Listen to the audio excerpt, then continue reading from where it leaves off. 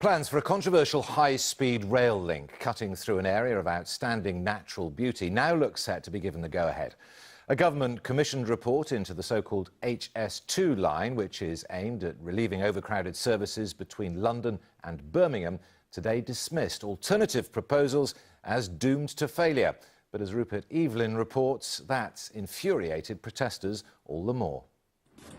The glossy animation projects an image of a smooth, quiet and above all quick journey from London to Birmingham.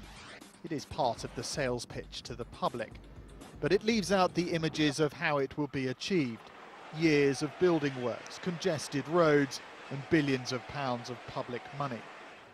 In the Chiltern Hills, they'd hoped to persuade the government to route the high-speed track elsewhere. It's an argument they look to have lost. So they're already preparing for battle once the plans are officially announced next week. We have a huge environmental assessment. There will be lots of people who will want to do judicial reviews. There's lots of people who are very angry about this line. Network Rail have rejected the alternative option of upgrading the existing West Coast main line. It would, they say, be disruptive and not able to meet demand. Well, there's a big debate about whether the projected increases in passengers that justify this scheme will actually take place. We've had a big increase in rail passengers over the past few years, but the key question is, will that continue to justify what is Britain's biggest engineering scheme? The fight to protect this landscape will be bitter, to say the least.